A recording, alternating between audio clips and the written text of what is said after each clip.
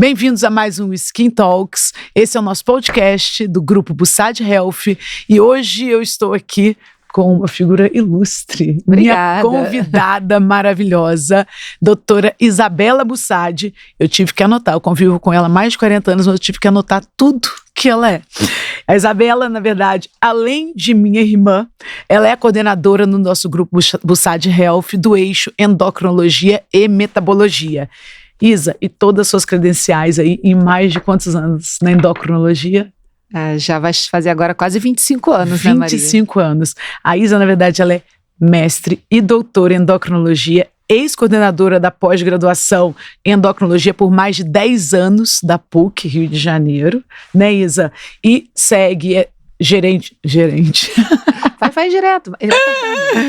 E é diretora-geral médica da All-Clinic no Rio e coordena nosso eixo de endocrinologia e metabologia. Especialista, faz muito na prática clínica, uma área centrada em menopausa, e trouxe ela especialmente aqui. Então, com essas credenciais, vocês prestem muita atenção no que a doutora Isabela tem a dizer sobre menopausa. Esse podcast aqui vai ser sobre mulheres, sobre climatério, menopausa, e vai ter muita coisa esclarecedora, muito esclarecimento sobre essa fase de transição das mulheres, né, Isa? Bem-vinda, eu estou muito feliz. E além de tudo, eu tenho muito orgulho de dizer que a Isabela é minha irmã. Obrigada, eu digo mesmo, né? Então, assim, como você falou, né, Maria, são muitos anos dedicados a esse olhar para como os hormônios podem ajudar ou atrapalhar, né, a saúde feminina, também masculina. Mas hoje aqui a gente vai falar sobre mulheres. Me perdoe os homens, mas hoje vai ser sobre as mulheres. A gente pode marcar o próximo para os homens no também, mês dos homens. Exatamente. Então, a ideia é a gente olhar para a menopausa não como foi durante tantos anos, né, de forma assim estigmatizante, de uma forma em que a mulher se via diminuída quando ela parava de reproduzir, quando ela parava de menstruar, né? A sociedade durante muitos anos colocou a mulher nesse lugar de, já que você já não tem mais uma função reprodutiva, e não existiam tratamentos, não existia como reverter essa condição, a mulher ia se apagando, né? E não só se apagando, mas também ela ia se colocando num lugar de muitas vezes fingir que nada estava acontecendo com ela, porque não existia tratamento. Como não tinha tratamento, é muito comum, todo mundo aqui já deve ter ouvido uma avó, uma tia falar assim: eu não tive menopausa, eu não senti nada na menopausa, isso não aconteceu comigo. Por que as mulheres falavam isso? É interessante a gente parar para pensar, porque não tinha solução. Não existiam os hormônios. Os hormônios, eles começaram a ser comercializados, eles foram sintetizados, começaram a ser usados nos Estados Unidos na década de 70. Então, tudo o que aconteceu antes disso foi um silêncio absoluto, né? A partir desse silêncio, né, a partir da década de 70, esse silêncio começou a ser rompido, porque teve um médico, assim, tem até várias polêmicas envolvidas com o que aconteceu naquela época, mas, de certa forma, teve uma primeira fala sobre: será que as mulheres podem continuar sendo femininas para sempre, né? Como é que isso pode ser, pode acontecer, né? E aí, na década de 70, começou a se usar muito hormônio errado, tá? É importante falar isso também. Hormônios sintéticos, hormônios via oral, estrogênio sem progesterona. Então, eu até gosto de falar assim, que a gente colheu os frutos dessa empolgação que aconteceu na década de 70, mas de qualquer forma foi aquele momento em que, do ponto de vista histórico, né, as mulheres pela primeira vez puderam falar assim: não, calma aí, eu tô entrando na menopausa, eu quero continuar vivendo com qualidade e eu quero olhar para esse tema. Isso é muito interessante trazer, Isa, porque também é uma evolução, além, né, eu falo cultural, demográfica. A expectativa de vida em 1950 era de 50 anos. Então, essa mulher na menopausa, realmente não existia esse pós. Então, a gente aumentando a expectativa de vida, vão vindo realmente essas demandas pós essa idade. Perfeito. Pós 50 anos, aumentando essa expectativa de vida. E uma coisa interessante para trazer, eu, enquanto dermatologia, na minha área, até então, a menopausa, existe um tabu. E o que é o nosso interesse aqui, na realidade, você, né, especialista em menopausa, é quebrar um pouco esse tabu, né? Quebrar um pouco e a gente trazer um pouco mais de letramento e entendimento. E até então, para quem não sabe muito de menopausa, quem não está por dentro de menopausa, climatério, que são termos, né, embora muito popularizados, pouca gente sabe, consegue entender. Menopausa é muito além da deficiência do estrogênio e da progesterona na vida da mulher, é muito além do fogacho e muito além da questão de libido, questão sexual. Então, se você não tem essas queixas, eu não tenho fogacho e eu não tenho alteração sexual, eu não tenho sintoma da menopausa. Só que hoje, diante dessa amplificação e realmente tirando essa visão restritiva de sexual e fogacho, a gente entende que a menopausa é uma alteração multimodal, vários órgãos. Então, a gente tem um entendimento hoje do déficit estrogênico, sem falar desses dois principais aqui, alterações na pele, alterações cerebrais, alterações cardiovasculares, alterações ósseas, alterações geniturinárias, incontinências urinárias. Então as mulheres têm vários sintomas que durante muito tempo elas vêm e não conseguem identificar, então acaba tratando, eu tô com osteopenia e acha que é isolado. Na faixa que a gente fala do climatério, eu queria que você trouxesse isso pra gente. A mulher trata pontual, eu tô um pouco depressiva, tô com irritabilidade na faixa dos 40, tô brigando com meu marido, eu diminuí libido, eu tenho uma alteração... E muitas vezes ela não associa todos esses com estrogênio. Então é isso que eu queria que você trouxesse, porque as mulheres não entendem que muitos dos sintomas, uma incontinência urinária leve, pode ser relacionada sim, e é relacionada com o déficit estrogênico.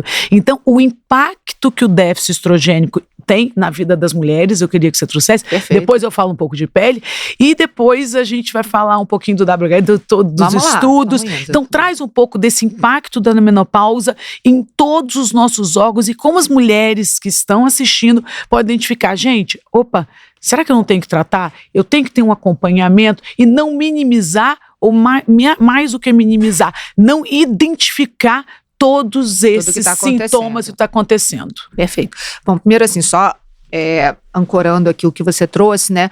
A importância do tema, ela é justamente porque a gente está vivendo mais tempo, né? Quando a gente tinha uma expectativa de vida menor, a menopausa ela vai acontecer em torno ali dos 49 anos. Então, se eu tenho expectativa de 50 e poucos, não é um problema. Mas se eu jogo a expectativa para 80 mais, que foi o último censo agora, então eu estou falando de 30, 40 anos sem estrogênio. Exato. E aí, justificando toda essa miríade de sintomas, né? Estradiol, estrona, estriol são os estrogênios, né? São vários tipos de moléculas que a gente tem receptor em praticamente todas as células do nosso corpo.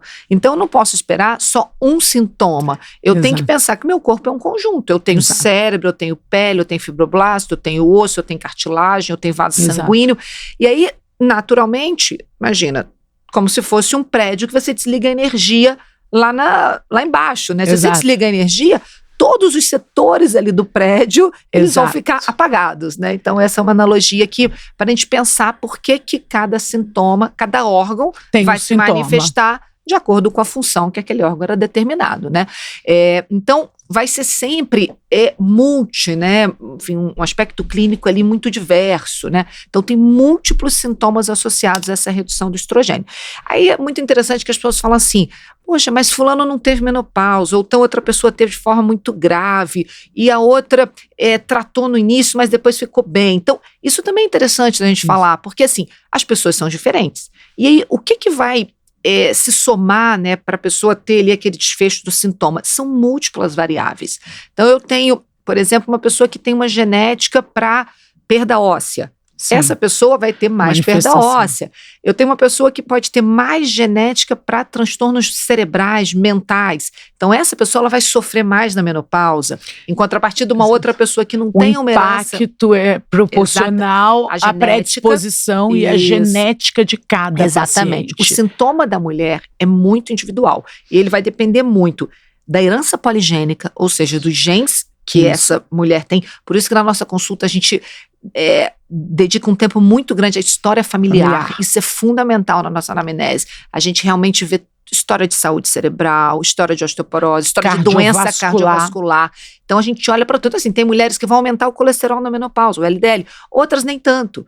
Tem mulheres que vão abrir um quadro de sintoma de humor importantíssimo, outras nem tanto. Tem outras mulheres que têm um impacto maior em cabelo, já tem uma androgenética prévia. Já tem uma alopecia androgenética prévia e vai piorar o cabelo. Familiar. Então, essa é a beleza da história. Por isso que o médico especialista no tema, ele faz tanta diferença. Porque não existe uma receita de bolo. Então, às vezes, chegam pacientes assim, com todos os sintomas. Falam, doutora, eu tenho isso. Isso é da menopausa? Muitas vezes nem é. Exato. Né? E muitas vezes, algumas nem trazem sintomas e a gente buscando ali, a gente vai encontrar sintomas específicos. Eu acho que é importante falar, porque as mulheres acham que a menopausa é apenas quando interrompeu o ciclo menstrual. Fala um pouco do conceito, que eu acho que isso desmistifica um pouco de climatério. Perfeito. E muitas mulheres também, com 40 anos, já quando que começa a ter né? essa perda, para as mulheres começarem a entender e perceber que vem antes. Exatamente. Assim, vamos pensar no ovário como se fosse um potinho de bala de jujuba, né? Você vai tirando uma jujuba, tira, chega uma hora que não tem mais nada, tá vazio. É como se fosse o ovário. Então, no ovário eu tenho ali aqueles oócitos primários que você, a cada ciclo, né? Começou na primeira menstruação, que é a menacme. Primeira menstruação, todo mês você vai liberar um pouquinho de óvulo, né? Então, você vai chegar mais ou menos ali depois de 35, 40 anos, que foi o período da menacme, vai ter encerrado completamente. Só que num ciclo em que eu já não consigo ter ovulação, porque eu já estou com menos óvulos, eu não produzo estradiol. Então, mesmo eu tendo menstruações, eu posso estar com níveis hormonais baixos. E é isso que confunde muitas mulheres, né? Porque o termo menopausa, o nome menopausa, ele vai ser sempre um termo que a gente vai usar em retrospecto. Então, hoje, se a minha última menstruação tiver sido dia 27 de fevereiro de 2025, eu vou dizer, a minha menopausa foi há 1 ano atrás, né? Só que antes disso acontecer, anos antes, de 2 a 8 anos antes, em média, você já tem uma redução dos níveis de estradiol. Uma mulher 48, quando começa a ter alteração, 8 anos antes, 40 anos. Pode, a partir da quarta década de vida, as pessoas já têm que ficar atentas a essa flutuação hormonal. Mas também é muito importante, Maria, a gente tem que ter cuidado, porque eu também vejo um pouco do contrário, as pessoas achando que questões ligadas a estilo de vida, insônia, questões assim que... É perimenopausa. Exatamente, que tudo é perimenopausa. Então, uma hipervalorização atual. Isso, a gente tem que ter muito cuidado, porque é muito fácil a gente terceirizar os problemas da nossa vida, né? A gente não tem um bom estilo de vida, a gente consome muito álcool, consome muito açúcar, ganha peso, é perimenopausa. E tudo é problema só do estrogênio. Exatamente. Então, daqui a pouco a gente vai falar sobre os tratamentos. A gente também vê isso, a gente também vê um excesso de desejo que seja oscilação hormonal. Então, isso também é um tema importante. Só por isso que, mais uma vez, o especialista no tema vai conseguir identificar o que é a redução hormonal e o que não é, né? E aí, sem dúvida, uma perimenopausa não diagnosticada pode trazer sofrimento para a vida de uma mulher, né? Então, a gente tem que ter muita atenção, muito cuidado. O diagnóstico não é fácil, a gente vai falar um pouquinho mais pra frente do diagnóstico, né? Ele vai estar ali, basicamente, muito norteado pela experiência clínica, porque a gente não tem marcadores específicos no sangue, né, para perimenopausa. Isa, então você trouxe muito aí, realmente, de todos os órgãos podem ser afetados. Para as pessoas conseguirem identificar um pouco mais, vamos falar dos sintomas, objetivar esses sintomas, desde os sintomas neurológicos, geniturinários, vou falar um pouquinho de pele também, traz os principais órgãos afetados e como as mulheres podem tentar identificar isso. O primeiro sintoma, assim, quando a gente pega assim, grandes estudos, né, que analisaram um número grande de mulheres, em média, 70% das mulheres nessa fase da menopausa, elas vão ter sintomas vasomotores e ou geniturinários. Então, são sintomas mais comuns, vasomotores e geniturinários. Mas eu explica um pouco o que seriam os sintomas vasomotores. Vasomotores, né? São aquelas ondas de calor. Ou, às vezes, também a mudança de temperatura corporal. Então, a mulher, às vezes, não tem onda de calor, mas ela acorda molhada de madrugada, ou ela sente que o corpo dela está mais quente. Então, ela tem uma oscilação térmica. E isso se dá porque a gente tem no cérebro, na área do hipotálamo, o que a gente chama de centro termorregulador. Então, a flutuação do estradiol impacta a produção de algumas proteínas nessa região, que são as neuroquininas, né? Neuroquinas. Então, quando você modifica essa secreção, você modifica a temperatura corporal. Tanto que hoje em dia já existe um remédio específico para regular centro termorregulador, que nem é hormônio, né? Então, vasomotor são os sintomas principais, geniturinário, que é a mulher ter vontade de urinar, quando vai urinar, não sai o xixi corretamente, entendeu? Sim. Ou ela tem o que a gente chama de urgência urinária, incontinência E uma das urinária. coisas que você mencionou, muitas das mulheres começam um sintoma, acordar à noite para urinar. Perfeito. Acordei, então ela fala assim, não, doutora, eu passei a acordar à noite para ir ao banheiro. Eu falei, não é que você acordou à noite com vontade do banheiro, na verdade seus níveis de estrogênios estão baixos, você superficializou o seu sono e você foi no banheiro. Isso. Quando você tinha 20 anos, você não acordava, né, para ir ao banheiro. Muito interessante. É muito esse aí interessante. Já é o sintoma da fragmentação do sono, que muitas vezes está dentro desse momento também.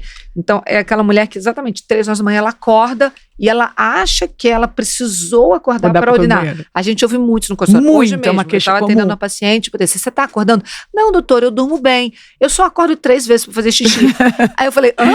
Ela falou assim, e ela achando normal. Então, não é normal acordar 3 vezes para urinar. Nossa bexiga tem capacidade de reter essa urina até o amanhecer. É porque você já está no sono superficial, deficiência estrogênica, deficiência da progesterona também, né, que não consegue fazer uma ativação correta das vias GABAérgicas para manter sono profundo. Então, esse sono já é mais superficial, a pessoa despertou, ela acaba tendo estímulo para urinar também, né? Então, assim, isso é muito interessante, a gente vê como tem uma sutileza, né, no na identificação dos sintomas, né, para a investigação de todos os sintomas. Para não deixar passar. E aí, na tua área, isso eu acho muito interessante, né? Porque tem mulheres que falam assim, eu tô ficando velha. E eu sempre falo assim, para com isso, não tem nada de velho. Primeiro que nem gosto de usar esse termo, né? Essa pele que você tá notando diferente tem relação com a questão hormonal, né? Exato. Eu queria que você falasse sobre isso. Exato. E quando a gente vai ver realmente em relação à pele, muito do que traz a mulher pro diagnóstico da menopausa é alteração cutânea. Então, as alterações na pele, a flacidez é um dos sintomas mais referidos das mulheres, porque nos 5 primeiros anos da menopausa, a gente perde 30% do colágeno, que é o tecido de sustentação. Então, é aquela mulher que chega no dermatologista falando, nossa, minha pele perdeu o viço. Às vezes, a única queixa da paciente que não consegue identificar, e aí nosso papel de fazer uma busca ativa e fazer um questionamento, tá bom, começou com flacidez, e tem mais evidência de flacidez. Então, tem queixa geniturinária, tem queixas cerebrais, tem outras queixas. Buscar ativamente as queixas, porque senão a gente acaba tendo uma visão muito reducionista de uma flacidez cutânea. Uma flacidez cutânea me mostra muito mais uma alteração realmente da qualidade de pele do paciente, me mostra muito mais. Que é isso que a gente trabalha, né? Que a gente fala muito, né? A partir da pele, além da pele. Perfeito. Você entender que a manifestação cutânea, e eu sei que você fala que Isabel fala que a parte metabólica e endocrinologia é mais linda, eu defendo aqui que a dermatologia, porque a pele tem uma interação com todos os órgãos, né? Você fala dos hormônios. Espelho de todos os nossos órgãos. Então, a gente consegue, através da pele, fazer inúmeros diagnósticos. A menopausa não seria diferente, Você vê que é interessante o que você está falando. Vamos imaginar aqui uma mulher de 49 anos que chegue no consultório falando assim, doutor, eu perdi hidratação, perdi elasticidade de pele. Talvez um dermatologista, enfim, menos clínico, trate só o sintoma. Só o sintoma, não. Né? Então, um dermatologista com olhar clínico, com olhar multimodal, ele vai perguntar, ciclo menstrual. Vamos dizer, a mulher fala, não, eu estou menstruando todo mês. Ok. Isso. Mas aí quando você for ver, gênito urinário, se você for perguntar, ela vai ter lá sintomas genitários, ou de incontinência, ou até de infecções mais recorrentes. E aí você vai avaliar também o sono. Como é que está o seu padrão de sono? Doutor, eu estou fragmentando meu sono. E se você buscar um pouco mais, pode ser que ela já relate. Isso. Eu estou tendo ondas de calor. Então você vê, isso tudo a busca ativa clínica. Isso já vai configurar uma perimenopausa, provavelmente, mas que você não buscar ativamente, a mulher vai assumir esses sintomas como da vida. Como se fosse da vida. Achando que é isso mesmo. E se você consegue intervir nesse momento, você vai fazer o que a gente mais deseja, que é dar qualidade de vida para as pessoas e prevenir as condições crônicas. Exato, e não perder o que a gente fala muito da janela terapêutica dessa paciente. Janela terapêutica fazendo um diagnóstico precoce e não adianta, eu falo, sempre é uma questão de tratamento realmente conjunto. Então, se essa mulher vai fazer apenas procedimentos e vai cuidar e vem para uma questão de flacidez sem reposição hormonal, que a gente já vai entrar na questão de reposição hormonal, você tem realmente uma falência terapêutica. Você não vai ter a resposta que deseja. Então, na pele, só para resumir e fechar aqui a questão de pele, como que se manifesta, muitas das mulheres começam com quadros de surtismo, aumento de pelo no rosto. Então ela vem, ai doutora, com 46, 47 anos, começou a aumentar pelo. Por quê? Você pode começar a ter, porque com a redução dos hormônios, né, Isa?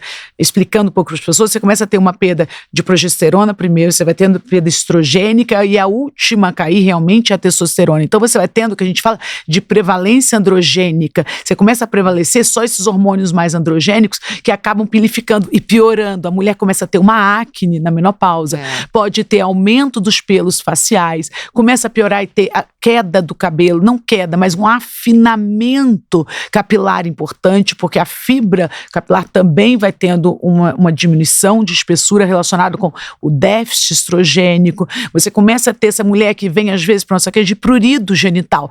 Eu tô tendo só coceira genital. Prurido é coceira. Então começa a ter uma candidíase. Então vai pro ginecologista, não resolve. Vem pra gente com queixa de candidíase genital, porque você começa a mudar, fazer uma atrofia em mucosas, alterando o pH.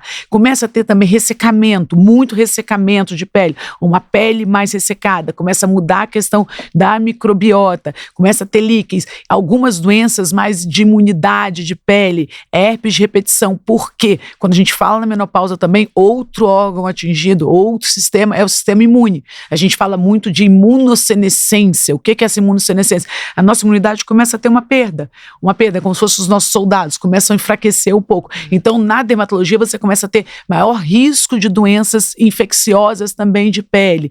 Então, são tantas, são múltiplas. São muitas mudanças. E às vezes a queixa é flacidez. Eu achei interessante que você trouxe a questão da preponderância androgênica, né? Que é você ter proporcionalmente mais androgênio nessa fase. Isso. E aqueles pelos que as pessoas não gostam. Doutora, tem um pelo escuro. Às vezes a queixa é um pelo. E aí o que é muito interessante, Maria, assim, a gente vê na prática, né, de condutas clínicas inadequadas, né, é o seguinte: a mulher nesse momento que ela está com estrogênio mais baixo, em que ela não está dormindo corretamente, porque a progesterona já está caindo, é natural ela ter mais cansaço, é natural ela ter mais fadiga, é natural a libido cair.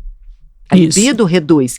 E aí um erro comuníssimo que a gente vê são essas mulheres recebendo testosterona, ao invés de ter um tratamento adequado para os sintomas ali que estão se manifestando relacionados à redução do estrogênio e da progesterona. Então, todo mundo associa muito assim, porque a minha libido está mais baixa, eu vou tomar testosterona. Só testosterona. Tem que ter muito cuidado com isso, né? Então, assim, é muito específico, né? Eu gosto de dizer assim, que cada mulher tem a sua menopausa, e mais do que isso, cada mulher tem a sua perimenopausa, né? Que antes a gente falava muito de menopausa simplesmente, e cada mulher, né, que tem a perimenopausa tem aí toda uma bagagem também genética, de percepção, de tudo isso. E aí acho que vale a pena também a gente falar um pouco por que a gente pensou no termo no-pause, né? No-pause, traz um pouquinho, então, Isa, pra gente. Porque, do meu ponto de vista, né, as pessoas elas têm o direito de continuar sendo quem elas sempre foram e não ter que se submeter a questões biológicas, né? A biologia... Antes disso, falar um pouquinho a nossa plataforma, que eu e a Isabela estudamos muito, a gente ama esse termo menopausa, né, Isa? E a gente denominou de no-pause. Então é uma área de estudo muito forte da nossa, né, da Novusad Health, essa área no-pause. E a Isabela como coordenadora dessa área, né, falando. Então continua, desculpa interromper, Isa. Vamos lá. Então assim, esse termo no-pause é justamente para dar a ideia de que não é necessário se submeter a essa pausa biológica. Porque se a gente olha para os homens, né, a produção de testosterona testicular, ela se mantém mais ou menos estável ao longo da vida, né? A gente até brinca assim, vai caindo, mas vai descendo de escada, né? Na mulher não, despenca. Em torno dos 50 anos ela desce de elevador. Então, e de 30 andares. Exatamente, então você vai ter ali aquela perimenopausa e depois para. E a mulher fica ali num terreno árido, né? Num deserto hormonal. E durante anos da vida, exatamente. Né? E isso, sem dúvida, se você deixar isso acontecer, tem chance dela ir se afastando de quem ela sempre foi, tem chance dela abrir mão de questões que ela tinha na vida ali como importantes, tem chance dela, às vezes, até se sentir tão vulnerável e não ter força nem para exercer o trabalho que ela exercia. Isso é extremamente importante. Os sintomas neurocognitivos, os sintomas do humor ligados à menopausa eu queria que você trouxesse um pouquinho disso. Exatamente. Sobre as questões do cérebro, o impacto da menopausa no cérebro. Você sempre fala, você tem a área também de estudo em transtornos psiquiátricos associados à endocrinologia, sua área de pesquisa. Exatamente. Para mim é o órgão assim, mais nobre no sentido de sofrer de forma silenciosa com a menopausa, porque você pode sim ter um aumento de transtorno de humor nessa fase, ansiedade, depressão ansiosa, depressão unipolar, né, ou também de agravamento de quadros, né, prévios, pessoas que já têm condições clínicas psiquiátricas prévias podem piorar. Então, a redução do estradiol, do estrogênio, os estrogênios, estradiol principalmente, vai modificar a secreção de neurotransmissores. Então, essa mulher ela fica mais suscetível a sintomas de humor. Junto com isso, isso pode impactar no dia a dia, né, na capacidade que ela tem de realizar as tarefas, na capacidade que ela tem até de perceber os aspectos positivos da vida. Tem um sintoma muito comum chamado de anedonia, que é aquela pessoa que continua fazendo tudo que ela faz, mas sem ver mais prazer na rotina dela, né? Tem os sintomas também ligados à percepção de vulnerabilidade ou às vezes de não se sentir capaz de fazer aquilo que ela sempre fez.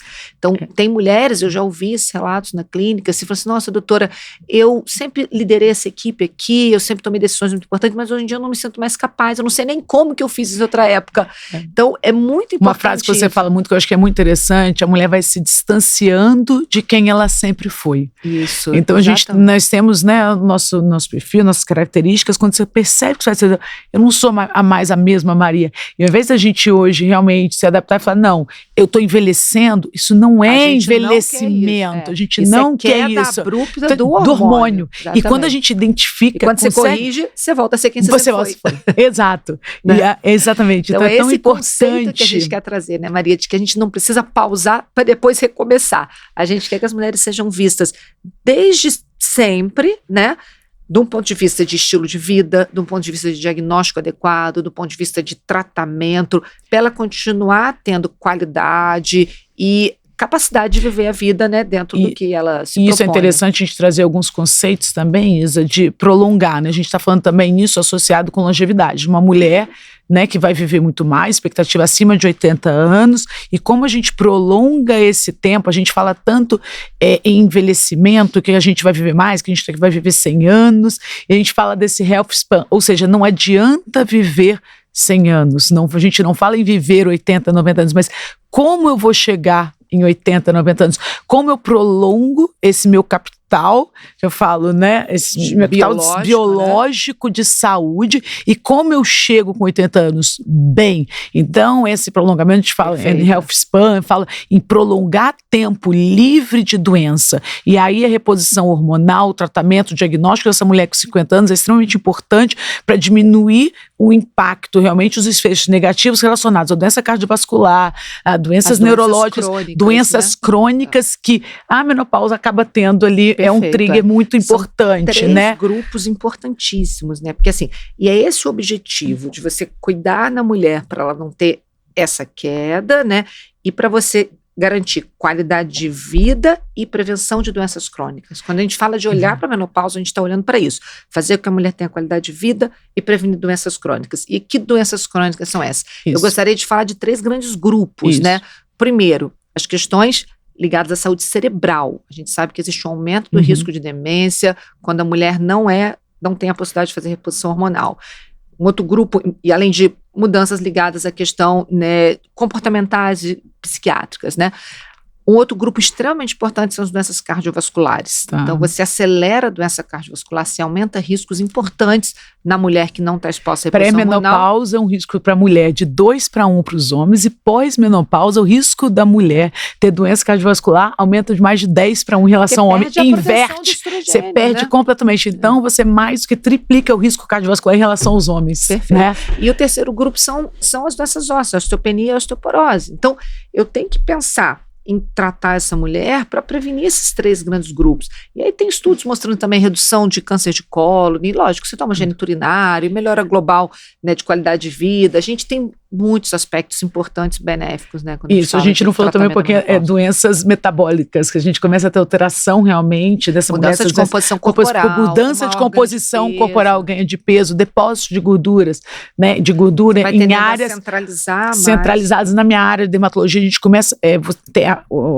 né, na aparência, você começa a mudar realmente uma reabsorção de gordura facial. São aquelas mulheres que têm um depósito maior de gordura abdominal e em flancos, que começa a ter, e começa a perder fácil. Então a pessoa fala, tá magra. Não, essa alteração da redistribuição, né, de gordura facial. Isso é um achado muito comum também nessa fase da menopausa. Resistência insulínica, que pra gente acaba tendo impacto. Esse é um ponto que incomoda muitas mulheres, né? Essa queixa de: doutora, meu corpo não é mais o mesmo, eu perdi a cintura, eu ganhei peso. Exato. É muito comum e existe uma justificativa fisiológica para isso. A redução do estrogênio realmente faz com que exista uma redução da gordura periférica e um aumento da gordura centrípeta, né? Então Exato. A gente também tem que olhar para isso. Aí eu queria, Maria, puxar o tema, que é o seguinte: como que a gente consegue, com mudança de estilo de vida, fazer com que essa mulher tenha uma transição menopáusica mais saudável, né? Porque se eu tô falando que existe uma maior tendência a ganhar peso, talvez eu possa intervir com atividade física, com alimentação, né? Exato. Então, e aí, Maria, acho muito interessante, né, a gente trazer esse tema ligado às mudanças de composição corporal, porque realmente, para mim, o que é importantíssimo nessa fase é: a mulher precisa mudar seus hábitos, ela precisa rever o seu estilo de vida. Não dá para ela continuar fazendo a mesma coisa que ela vinha fazendo. Mudança na alimentação, mudança no exercício. E aí eu queria te ouvir, você que agora, né, é membro aprovado, especialista do American College of Lifestyle Medicine, né? Então, para as pessoas que estão aí nos assistindo, né? A Escola Americana de Estilo de Vida é a principal, mundialmente falando, foi fundada há mais de 20 anos atrás, e para você se tornar um membro titular, é uma série, enfim, são provas, né, que você faz após um período longo de capacitação, né? Então você ser um membro titulado é extremamente importante. Fico muito feliz isso. Eu quero te ouvir um pouco também. Fala um pouco da sua experiência pessoal. O que você trouxe para a sua vida, pensando em se preparar para esse novo momento, né? Sono, alimentação. Exato. Falando um pouco aqui da medicina do estilo de vida, é uma área que eu sou apaixonada, é uma área que eu acho que transformou. Então, da onde veio essa ideia realmente de trazer para a minha parte clínica, estudar e aprofundar em algo que tenha realmente evidência científica, né, numa medicina real? Por quê? Eu me senti um pouco frustrada, Isa, no dia a dia, na minha prática, embora eu venha da parte clínica médica, fui para dermatologia, de entregar daquela mulher realmente chegar na minha frente. Eu não quero ser só aplicar toxina nessa paciente. Eu não me sentia satisfeita. Então, isso é um propósito meu mesmo e do nosso grupo. Eu não queria apenas fazer um bioestimulador. E eu comecei a perceber que aquela paciente, por que ela não respondia? Porque eu fazia bioestimulador numa menina de 30 e eu fazia um bioestimulador na mulher de 48. A resposta não era a mesma. E por que aquelas mulheres que estavam chegando perto de 50 anos estavam um pouco mais frustradas com os resultados que vinha entregando? Por que não tinha essa mesma resposta? E aí, assim, e com o tempo, e aí eu começava, ou algumas mulheres também que tinham 60 anos respondiam melhor do que aquelas que tinham 40 anos de idade. Então aquilo começou, eu comecei a pensar e pesquisar e olhar um pouco, e aí o que a gente consegue perceber, o que a ciência mostra pra gente, que a gente tem a nossa genética, nós temos nosso capital genético, mas muito do que importa, e a longevidade está relacionada com os nossos hábitos, e são hábitos que são perfeitamente modificáveis e hábitos que a gente consegue ajustar para realmente ter essa longevidade saudável. Eu gosto de falar o número, né, que 80% das condições crônicas, elas são definidas por estilo de vida. E quando eu fui quantificar esse estilo de vida, eu comecei a olhar para o meu estilo de vida, eu me achava extremamente saudável, acordava cedo, fazia ginástica de vez em quando, 2 vezes por semana, eu não comia, eu fazia restrições alimentares de uma forma isolada, eu tinha uma questão, tinha um estresse leve.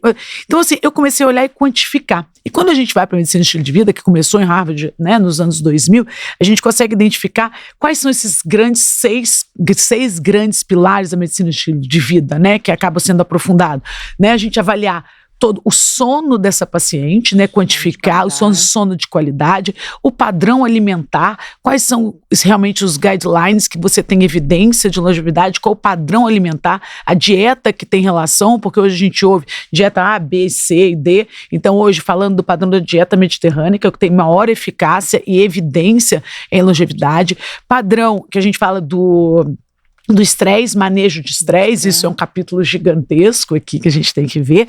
Exercício físico, então a gente acha que faz exercício físico, mas a prática do exercício físico realmente é um dos fatores que tem maior desfecho positivo junto com a alimentação, né? Exercício é remédio. É remédio, é convívio, a questão social e manejo de tóxicos, que a gente fala em relação ao álcool, que é uma coisa que a gente vem falar. E quando você olha isso daqui, esses 6 grandes pilares, e aí quando você consegue quantificar, falar assim, gente, peraí, eu posso melhorar, depende muito mais de mim. E a mulher na menopausa tem uma grande chance de fazer a segunda metade da vida com muito mais qualidade, mudando esses pilares. São hábitos simples, modificáveis, não precisa de muita coisa, precisa realmente de um olhar, realmente de se acolher e entender, falar assim, opa, eu posso mudar, depende de mim, e não terceirizar a culpa, e não terceirizar realmente. Um elemento interessante quando você fala de alimentação, né, enfim, como um dos pilares do estilo de vida saudável, hoje em dia tem um conceito de que as pessoas acham que ficar comendo muita proteína ou muito suplemento é algo por si só benéfico. Exato. E aí eu sempre gosto de pautar no seguinte, falar assim, gente, olha só, cuidado que muitas vezes a proteína nada mais é do que um ultraprocessado com uma roupagem healthy, com uma roupagem saudável. Então, às vezes as pessoas acham que estilo de vida é ficar na banheira gelada, fazer yoga, meditar, usar muita proteína como suplemento, né? E trocar o cigarro pelo vape. Então, isso não tem nada de estilo de vida, tá, gente? Exato. A gente tem que saber o que são realmente as questões que vão trazer saúde, baseado nas escolhas do dia a dia, né? Vamos falar um pouquinho, Maria, assim, alimentação. Para você, o que é o mais importante da alimentação para ter uma boa pele? Uma boa pele a gente tem que entender, a gente vai para os conceitos realmente, o que tem de evidência de alimentação.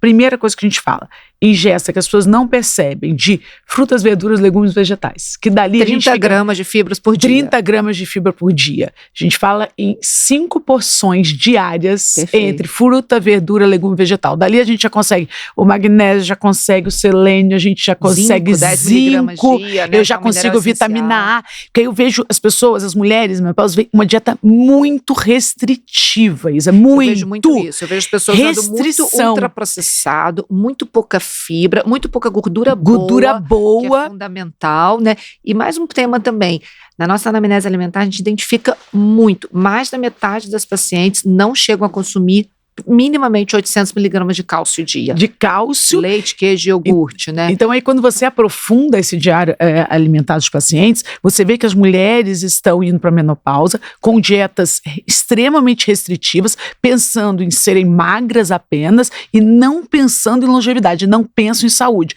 Eu não estou me alimentando para viver muito, eu estou me alimentando apenas para ser magra. E aí tem um agravante hoje que mudou nossa prática clínica, que eu uso também. As mulheres na menopausa começam a usar os inibidores, os análogos, GLP-1, sem orientação médica, e aí começa a ter uma perda maior de massa magra, não ingere. Existe até um termo para isso agora, né, que foi cunhado pela SBEM, que é agonorexia. Seria um padrão de anorexia associada ao uso dos agonistas. Olha só. Então, isso é um excesso, infelizmente pautado numa demanda social, numa demanda inadequada, né, de desejo social por magreza, mas que também vai trazer riscos para a saúde curto, médio e longo prazo. E é o que você falou, né? Muitas vezes essas mulheres elas estão se sentindo muito bem naquele momento, mas não sabem que elas estão contribuindo para doenças futuras, osteoporose, e alterações ligadas a fâneros como um todo, saúde cerebral também, a gente vê então, muito ingesta, isso. Finalizando a questão de alimentação, ingesta de ômega, né? Que a gente tem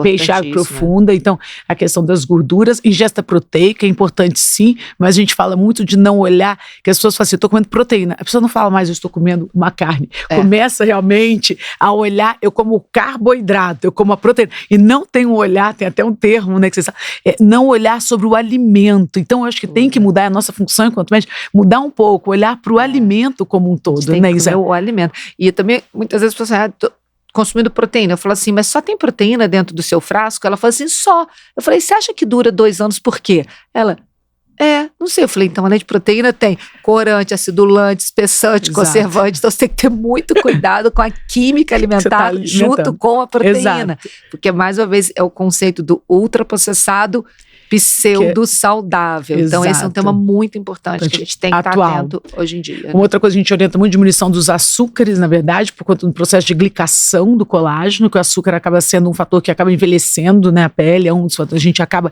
tirando esses açúcares processados, acelera a degradação dessa matriz. A gente fala muito também da ingesta proteica, que a gente tem, né, de 1 a 2 gramas por quilo dia, distribuir. Uma coisa que eu oriento muito é a distribuição dessa proteína durante o dia, não adianta ingerir todo momento só, a gente tem que fracionar um pouco mais dessa proteína. Então, assim, resumindo, alimentação para a pele, eu acho que isso vai... Proteína, gordura boa, fibra, dieta mediterrânea é a melhor dieta realmente relacionada para desfecho cutâneo. Bacana. Né? Eu gosto muito também, não posso deixar de falar do sono, né, Maria? Porque quando a pessoa fragmenta o sono, ela fica, né, num cenário de estresse que vai, em alguma medida, contribuir também, né, para a sobrecarga fisiológica do organismo, né? Eu acho que a pele mostra, né? Aí o pessoal fala, tá com uma pele de uma pessoa descansada. O que significa isso? Nada mais é que analogia direto à importância que o sono tem para a pele. Sono. E aí hoje um conceito, isso é muito interessante para a dermatologia, e isso existe, e isso vem da endócrina, né?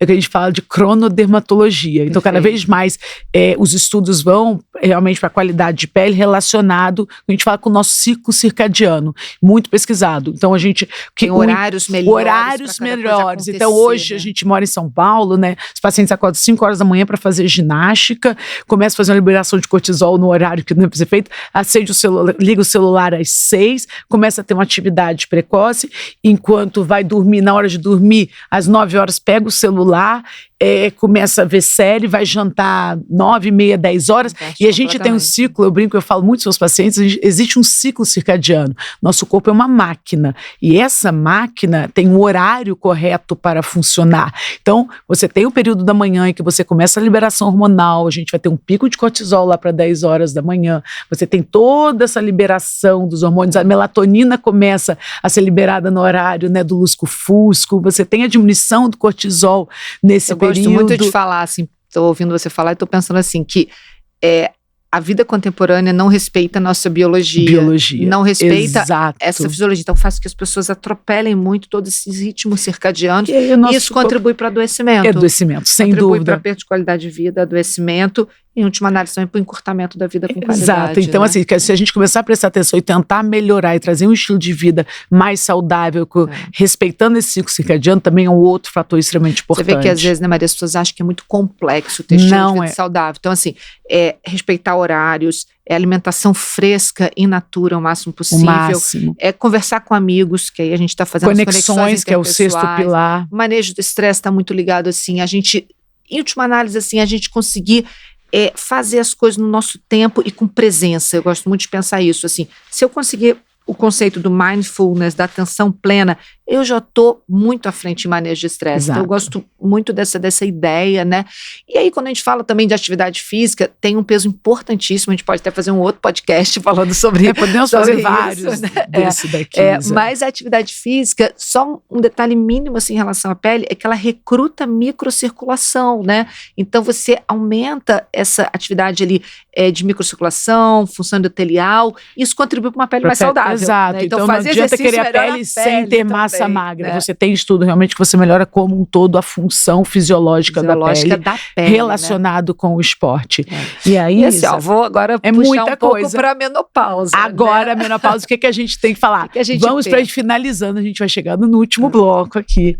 Tem muita coisa para a gente falar, mas a gente podia falar um pouco também agora dos tratamentos farmacológicos, dos hormônios, da reposição hormonal. O que tem... O que a gente hoje em dia, assim... lógico que não dá para fazer um desdobramento tão grande, né, nesse momento, mas conceitual. O conceito fundamental a ideia é a gente continuar mantendo os níveis hormonais de forma fisiológica, né? Então, quando a gente fala, assim, de um hormônio bioidêntico, o que significa isso? Era que aquele hormônio que estaria sendo liberado ali pelo ovário, você passa a absorver pela pele, no caso do estradiol, e a progesterona natural micronizada, que não é uma progesterona sintética, né? Então, a tendência atual, não é tendência, na verdade, é o posicionamento, vamos dizer assim, o posicionamento atual é a gente usar hormônios que são cópia daqueles que a natureza produz, e não hormônios sintéticos como foram usados no passado. Então, tudo que se aproximar da nossa fisiologia vai ter um processo de metabolização, um processo de segurança muito maior, né, do que hormônios sintéticos. E aí tem grandes discussões, né, ligadas a quem pode, a quem não pode, a risco genético. E aí, o que eu queria, Isa, porque isso realmente é um conceito que tem que cada vez mais ser desmistificado. Eu queria que você falasse um pouquinho do WHI, só esse conceito, porque muitas das nossas mulheres atuais, da nossa mãe, né? Tem medo e preconceito. Justamente. E o porquê, aonde nasceu esse medo e esse preconceito em relação à reposição hormonal. Então, você desenhou o Titanic aquela vez e explicou de uma forma bem resumida. Foi justamente sobre por esse isso, estudo. O WHI foi o que é o WHI? Isso. O WHI foi um estudo muito grande, desenvolvido na década de 90, publicado no início dos anos 2000, que tinha como objetivo avaliar a segurança cardiovascular das pacientes em tratamento da menopausa. Só que o hormônio utilizado no tratamento dessas mulheres eram hormônios sintéticos. Eram estrogênios conjugados, dados por via oral, né, e a medroxiprogesterona, que é uma progesterona sintética. E aí qual foi o problema? Essa forma de tratar a menopausa mostrou-se ineficaz, inadequada. Não é ineficaz, desculpa, mas é inadequada, porque ela aumentou alguns riscos. O que a gente vive hoje, 20 anos depois, é totalmente diferente do que a gente viveu naquela época, né? Então, hoje em dia, os hormônios utilizados são hormônios bioidênticos, hormônios iguais ao que a gente produz, e, mais do que isso, a população a quem hoje em dia se destina a reposição hormonal são mulheres jovens de 50 anos, que não têm riscos agregados, né? Diferente do WHI, que foram incluídas mulheres de em torno de até 70 anos de idade, né? Mulheres tabagistas com obesidade, com diabetes. Sem uma seleção. Todo foi um estudo que teve muitos vieses no sentido de problemas serem sobrepostos, e a gente vê, né, enfim, teve um impacto social até hoje, e aí as mulheres todo mundo têm um preconceito, medo, e associa a reposição hormonal com câncer de mama, né? Sim. Que aumentou a prevalência, né? Relacionada a todas essas questões que você acabou falando. Então, é muito importante a gente tirar um pouco desse preconceito. Exatamente. Então, assim, a reposição hormonal feita com o hormônio certo, na mulher certa e acompanhando de forma correta, ela é extremamente benéfica para a saúde feminina. E ela vai impactar na melhora da qualidade de vida, no momento, e na proteção para doenças crônicas. Isso eu acho que você não propor essa ajuda para as mulheres numa fase importantíssima da vida delas faz com que a medicina esteja se mantendo ali naquele mesmo lugar de descaso em relação à saúde feminina, né? Então, eu acho muito importante quando a gente pensa, né, em discutir esses temas na plataforma, e aí as pessoas que forem aos poucos estando mais próximo da gente, vão poder entrar lá, vão poder ver, né, a discussão específica sobre osso, sobre músculo, sobre pele, sobre cardiovascular, porque o que a gente quer, né, Maria? A gente quer, através do letramento, através do aprendizado, através da discussão clara, transparente, fazer com que as mulheres sejam donas do seu próprio destino, da sua própria saúde, né, e não tenham que ficar presas a estigmas, a posturas preconceituosas, a esse apagamento, né, do protagonismo, né, da força feminina. Então, historicamente, sempre existiu muito isso, né? A medicina sempre foi muito, deixou sempre ali a mulher, do ponto de vista hormonal, desprotegida, né, em vários momentos da sua vida.